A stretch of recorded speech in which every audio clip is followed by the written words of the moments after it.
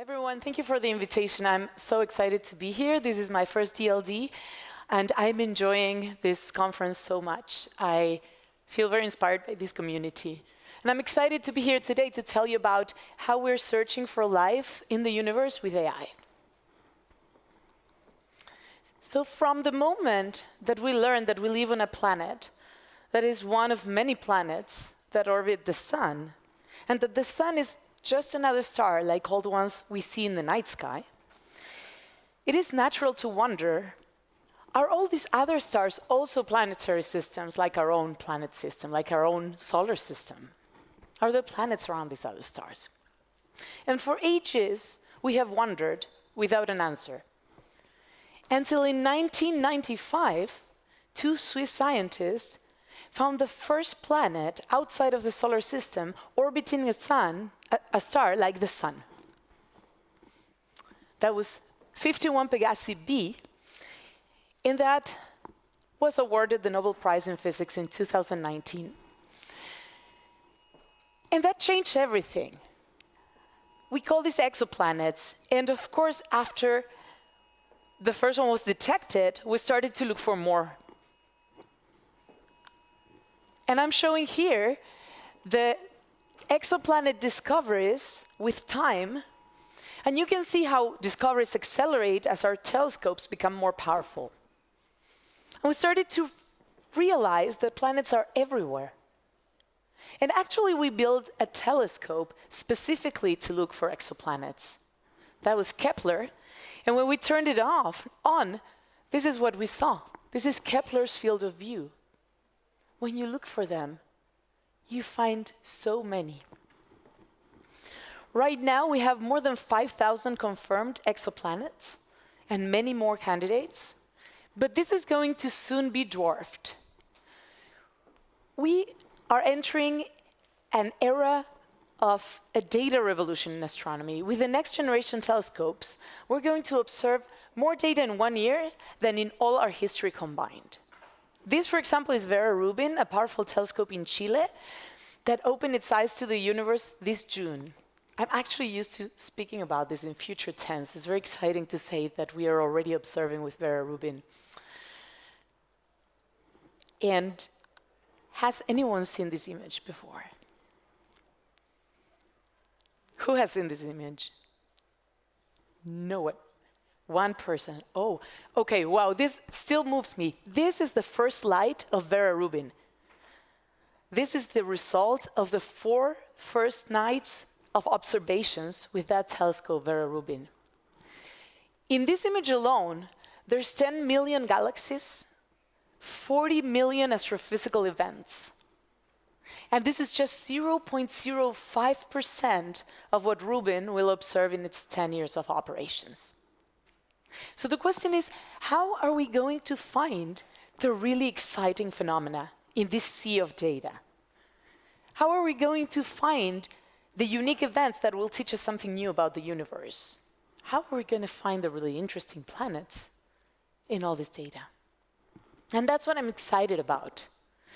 With AI, we can, for the first time, intentionally look for the unexpected, for new patterns, for new physics or phenomena hiding at plain sight, for new planets, maybe completely unexpected planets that will unveil new kinds of life.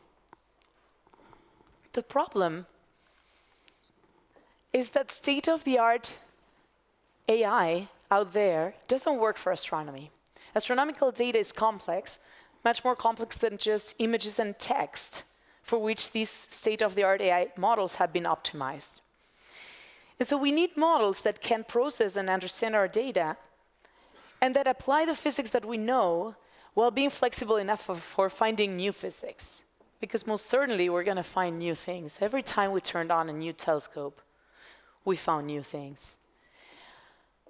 And Vera Rubin is just one of the many next-generation telescopes that are online or coming online soon. Our models need to be accurate and robust and represent reality. No hallucinations, no bias, no making up stuff that doesn't exist. And for that, I created AstroAI, which is the first dedicated center for astrophysical AI. We design and develop AI tools specifically to address the most mysterious and challenging questions in astrophysics, the ones that we cannot answer with traditional methods, the ones that have been waiting for an answer for far too long. Our goal in AstroAI is to transform this data revolution that we're entering right now into a discovery revolution, to take advantage of all the data that we're getting. And I'm here today to tell you about one of our projects, one of the most exciting ones, and this is finding life elsewhere in the universe. So back to exoplanets. We now do know that when we look at the stars in the night sky, a vast majority of them really are planetary systems. There are planets around all these stars that we see. And there are hundreds of billions of stars in the galaxy. And there are hundreds of billions of galaxies in the universe. And so one can't help but wonder, are we alone? The very exciting thing is that we have more than 5,000 exoplanets detected so far. But the really exciting thing right now is that with one of these next generation telescopes, James Webb Space Telescope, that is operating already for a couple of years now, we can now detect molecules on the atmospheres of these exoplanets. I want to pause there because this blows my mind. We can detect tiny molecules like water and methane that we would need a powerful microscope to see if we had them in front of our eyes. We can detect them in planets around other stars that would take us millions of years to reach. This is crazy, but exciting. And so why do we want to do this? Is because we're looking for biosignatures. We're looking for some molecules that have this particularity that are byproducts of life, that would indicate the presence of life if we find them on an exoplanet. And so how do we do that? Well, when the planet, the exoplanet, goes in front of its host star, so in front of its own sun, James Webb looks at the light that comes from the star and shines through the planet atmosphere and makes what we call a spectrum. This is our data. And so then we look at the spectrum and we can try to figure out what molecules are present in this atmosphere by the way the light is absorbed. Each molecule absorbs light in a unique way. It's like a fingerprint. But this is a very challenging task because this absorption, these signatures are tiny and the signal is weak. The light from the star travels years until it reaches our detectors. So it's a weak signal, it's a subtle pattern on a weak signal, and traditional methods struggle in that regime. But that is where AI thrives. So the way scientists do this, try to figure out what molecules are present in exoplanet atmospheres without AI, is the following. They measure the way a molecule absorbs light in the lab for the molecules they're interested in at all different temperatures and pressures, and then they match them to the observed spectra.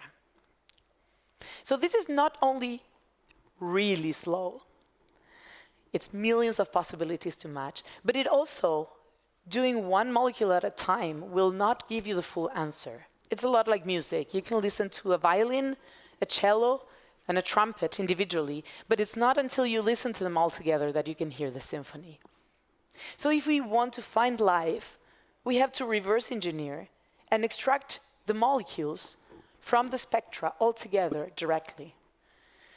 So this is an inverse problem, and AI is really good for inverse problems.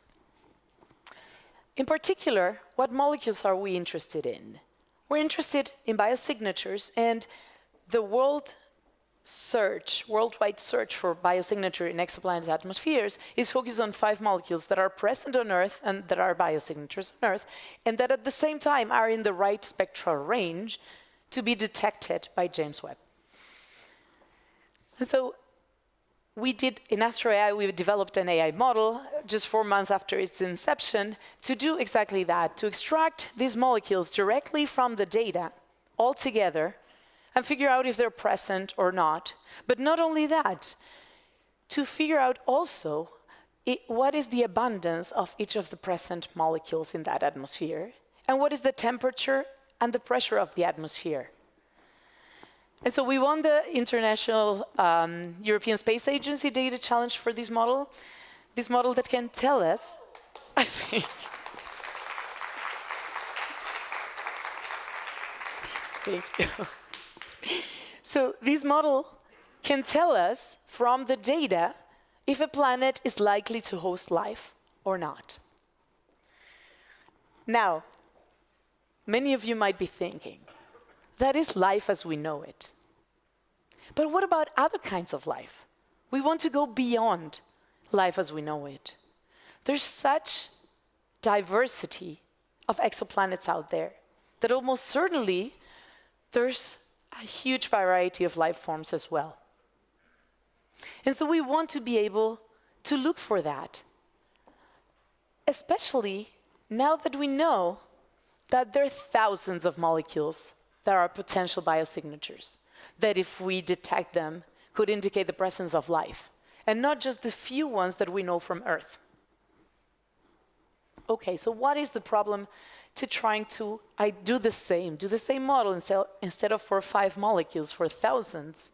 The problem is that if we want to look for these other molecules not present on Earth, we need to know how they will look in our data. The way we do it, as I said before, right now when we look for a molecule, we measure it in the lab. We shine a light through a gas of that molecule and we see how it absorbs light. But we cannot do that with molecules that are not present on Earth and that are not easy to synthesize in the lab. And so here also AI can help, and I am so happy about coming right after the AlphaFold conversation, where hopefully you were convinced that we can use AI as a virtual lab. So what we did was to develop a model an AI model that can get you from the structure of the molecule and the composition, from just that, the way that molecule absorbs light. Of course, we train this model on the molecules we do know, not just the 5, but the hundreds or thousands that are available with lab measurements. And of course, we test it with a separate set of known molecules, and it works really well. That's how it works. That's the ground truth is in white and the emulator in yellow. So depending on the resolution that you need, this works really well. And so now this allows us to predict absorption, the way a molecule absorbs light, when we don't have the molecule on Earth, but we know what is its structure.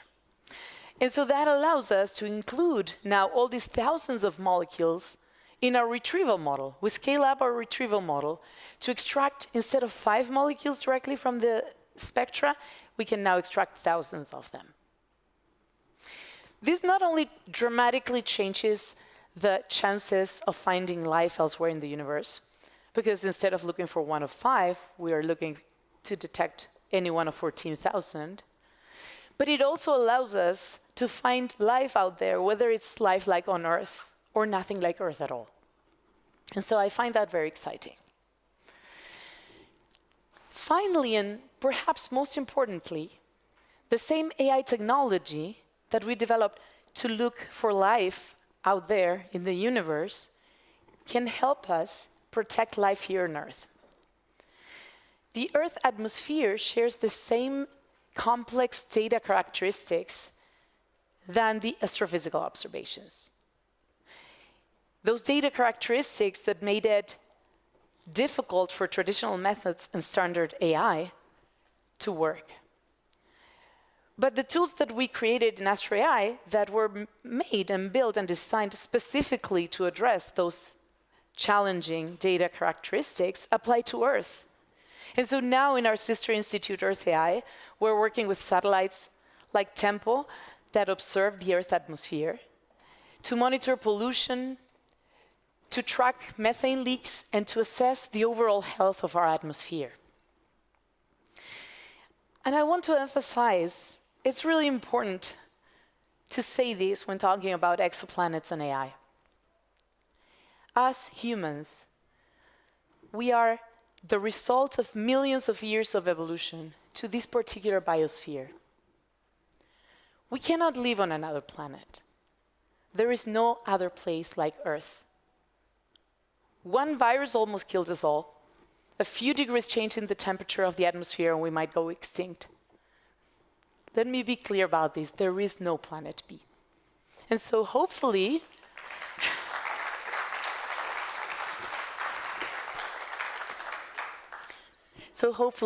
we will save this planet so that our kids can stand on it, look up to the stars, and still wonder what is out there. Thank you.